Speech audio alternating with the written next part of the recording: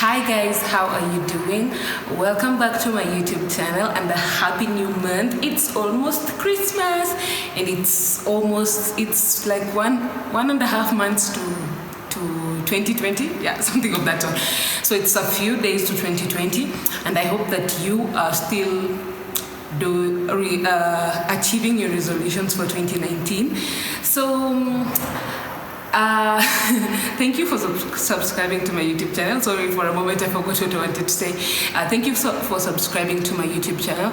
And if you are watching this and you have not subscribed, please subscribe to it. And it's so simple. It's press the red button at the bottom.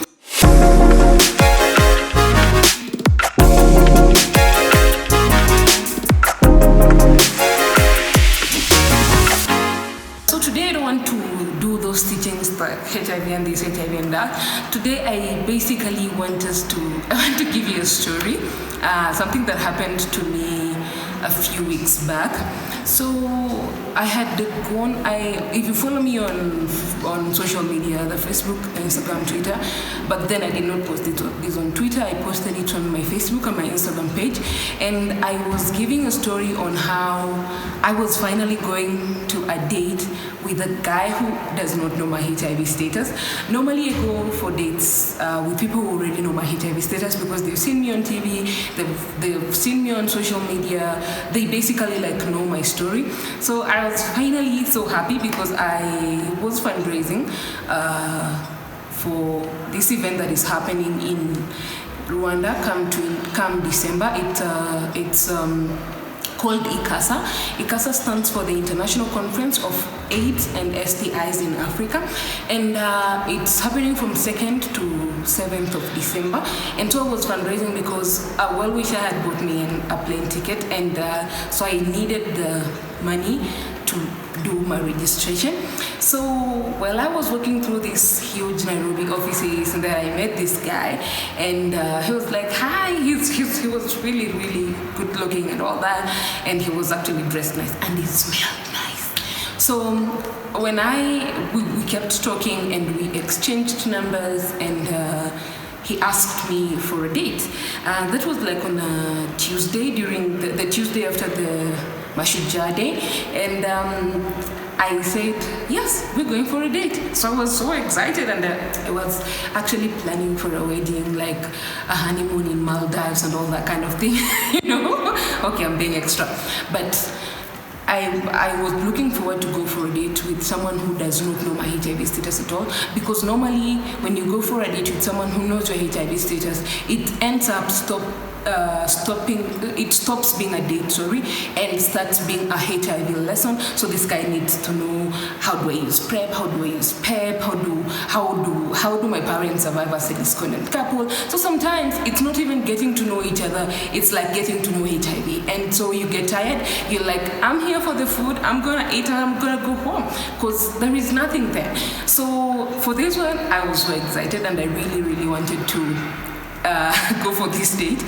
And then when he called me the first time, I stood him up. I have this really bad habit of standing people up. I don't know, please, I need prayers for that one, because I always stand people up. So when he asked me for the first time, I said no, because, I did not say no because I did not want to go, but because he asked and I was at work during that time. So when I first said no, he was like, cool, no problem, always do another time. So the second time we actually didn't go, I also stood him up. But now I stood him up with the plans of not going totally, because first of all, I was wondering, how is he going to take my HIV status? When should I disclose? Like, do I disclose on that first date and then he leaves me with the bill and goes, or he never talks to me again ever, or he just decides to tell me the cliche, we need people like you in society, you are such a strong person, and all those other quotes that I really don't like. So I just sat down and I realized that even as we say that normal human beings not sorry, I know I am a normal human being. Why did I say that? Like HIV negative people still, even in dating, they don't like rejection.